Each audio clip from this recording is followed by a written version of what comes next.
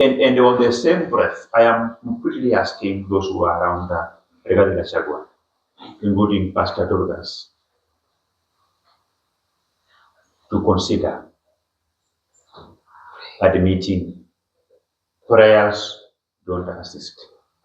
A psychiatric case can only be solved by a psychiatrist, and where he is, we have experienced psychiatrists whom I think they can assist him. So that being said, I would be a bit hesitant to respond to claims that are made by a person whom I strongly believe is slipping into depression. Even in, I think we can give him some benefit of doubt. Even in court, there are some serious offences where before a person takes plea, there must be a psychiatric report to confirm that you are in good mental stability. Otherwise, because you cannot prosecute it, you cannot prosecute or imprison an individual with mental instability. The court will wait until there is a determination that that person is in a stable peace of mind. If you will never be in a stable peace of mind, then you cannot be prosecuted. A madman on the road, if a madman on the road beats you up, you can't sue the madman because it's the madman. Mahesh, back to the issue with Timanini. Some citizens of Bungoma think that now that Timanini is coming to vie as the governor of Bungoma, you, Honorable DIDMUS Barasa, should consider taking part as the Bungoma senator. What do you think of that? No, those are them, and all elective seats available in our home. On the intergeneration conflict dialogue, I once heard, if my mind serves me right, last year during the Gen Z demonstration, you yourself once tweeted that you have been declared the Gen Z leader. Now, I would love to know your ideology in regards to the current intergeneration conflict dialogue between the Kenya Kwanza administration and the young people of the generation of Kenya. And also, on my second question, I would love you to give us your ideology in matters one former deputy president, impeached deputy president regarding Gachagua, in his US tour recently. He dismissed the ideology that Raila ODINGA has brought on the generation conflict dialogue, saying that Raila and William Ruto have nothing that should benefit the youth of this country, and so there is nobody that should sit and dialogue with them. One thing I want to tell you is that I am in sync. That as a country, we require a national congress so that we can have a discussion on what are some of the issues that the government of Kenya need to focus on, and what are the concerns of the Kenyan people. We are living in an era where things have changed. Kenya as a country is no longer governed by rulers.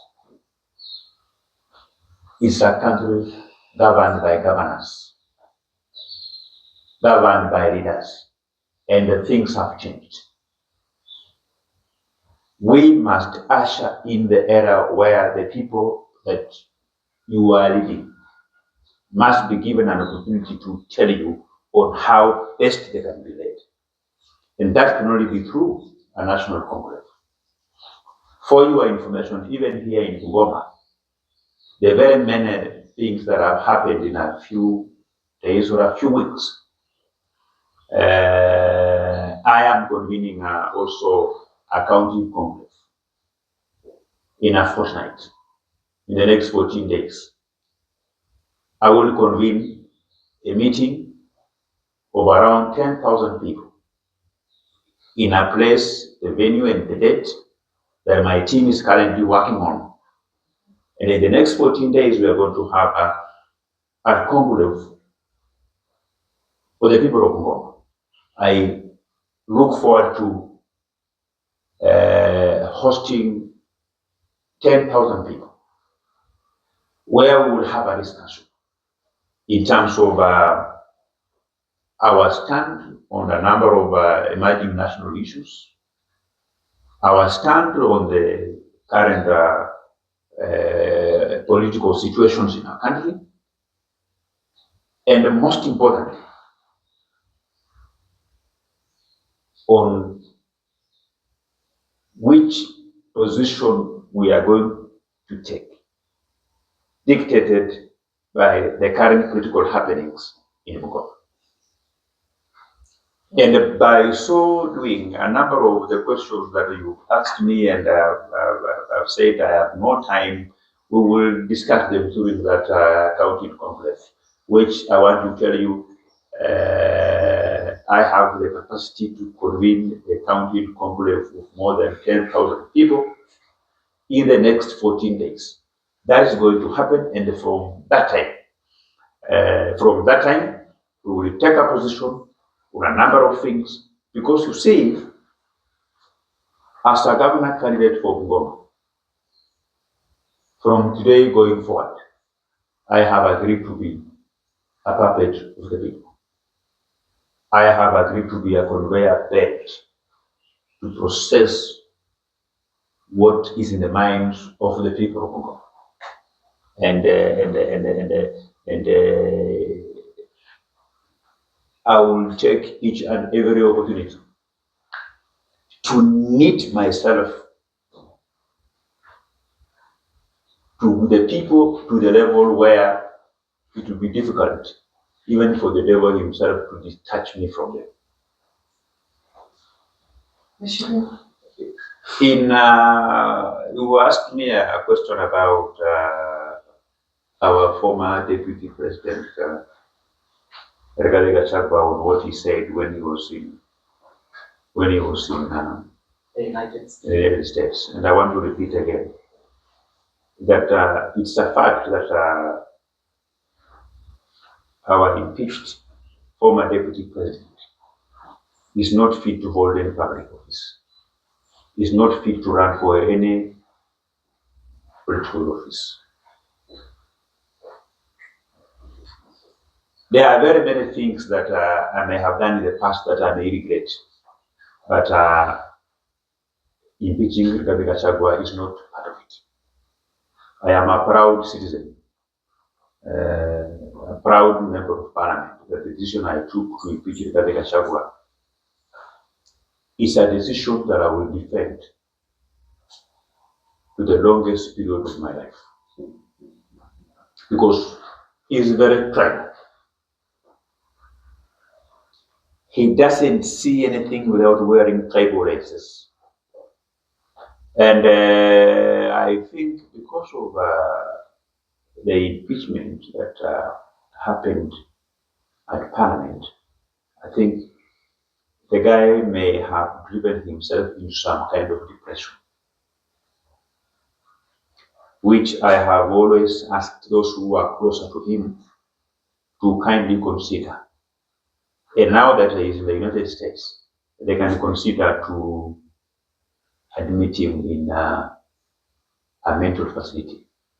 And I want to assure you, if they do so, our former deputy president will be admitted for a period of not less than 5 years. How much do you think so? I think so because I have a master of science in occupational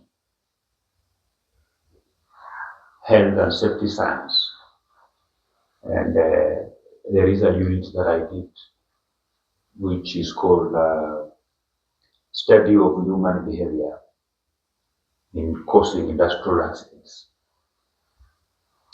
study of human psychology in causing accidents in the industrial sector, where you analyze the behavior of a worker and you conclude that the behavior of this person cannot make the company to entrust him or her in operating this type of machine, because a small error can cause fatalities in an industry. So I have analyzed the statements of this person, the bitterness, what he says, quote unquote. We all understand as a country what we went through during 0708 post-election violence. We know what happens in Kiambaa Church. And we are also cognizant of the fact that those who perished in Kiambaa Church, they still have their family members alive. And as a country, we vowed and we got committed that we will always assist those families that were affected so that the scars can heal permanently.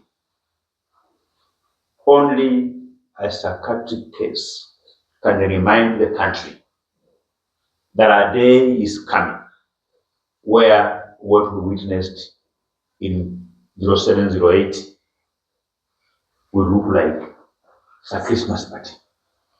That can only come from an individual who is deep into depression, who has psychiatric issues, and having psychiatric issues is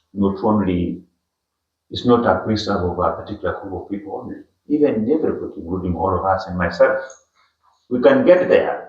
So I am simply saying that, my friends, in good in yourself, the day you see me behaving and talking like Rigathi Gachagua, please assist me, just forcefully arrest me and take me to a mental facility. And on the same breath, I am completely asking those who are around Rigathi Gachagua, including Pastor Dorcas, to consider admitting prayers don't assist. A psychiatric case can only be solved by a psychiatrist, and where he is, we have experienced psychiatrists whom I think they can assist him. So that being said, I would be a bit hesitant to respond to claims that are made by a person whom I strongly believe is slipping into depression. Even in, I think we can give him some benefit of doubt. Even in court, there are some serious offenses where before a person takes plea, there must be a psychiatric report to confirm that you are in good mental stability. Otherwise, because you cannot prosecute or imprison an individual with mental instability. The court will wait until there is a determination that that person is in a stable peace of mind. If you will never be in a stable peace of mind, then you cannot be prosecuted. A madman on the road, if a madman on the road beats you up, you can't sue the madman because it's the madman. Mahesh, back to the issue with Tim Wanini. Some citizens of Bungoma think that now that Tim Wanini is coming to